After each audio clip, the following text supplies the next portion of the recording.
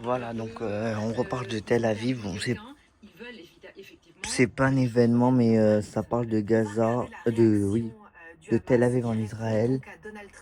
Là, apparemment, il va y avoir Amin Netanyahu qui va prendre la parole. Donc, si j'ai le temps de vous le montrer, parce qu'après j'ai des choses à faire, je vous laisse écouter. Voilà. Trump hier, il a parlé. Mais du coup, je me suis endormi. Alors, du coup, voilà. Je vous laisse un peu suivre. De son propre désarmement, de la démilitarisation du Hamas. Comment est-ce que vous voyez cette absence de démilitarisation?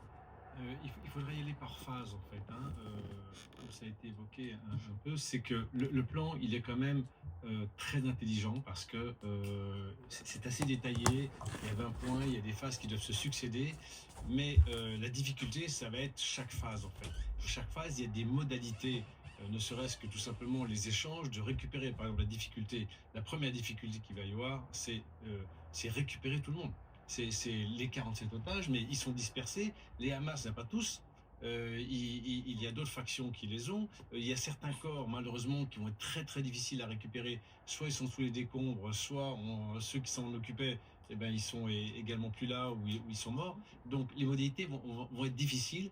C'est là que les émissaires américains qui sont arrivés en Égypte ont un rôle extrêmement important. C'est de tenir une certaine pression, d'arbitrer des difficultés entre la délégation israélienne et la délégation du Hamas pour qu'on puisse avancer. Ce qui est important, c'est de pouvoir avancer, mais la dynamique est extrêmement positive. On a une chance inouïe. Si les bonnes volontés sont alignées, on peut y arriver. Si les gens font preuve de mauvaise volonté, on n'y arrivera pas.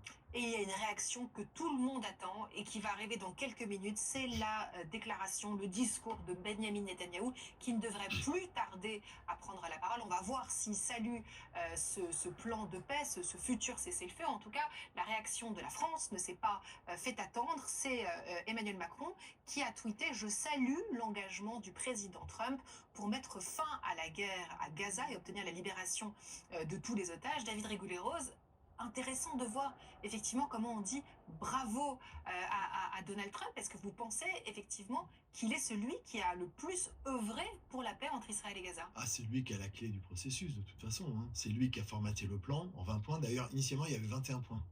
Le 21e, en fait, a été sorti, c'est la garantie de sécurité qu'il a accordée au Qatar. Mais les 20 points sont formatés de manière précise dans les paramètres, même s'il y a des zones de flou qui sont évidemment reprochées, notamment sur les modalités des armements, sur la question du retrait total, partiel,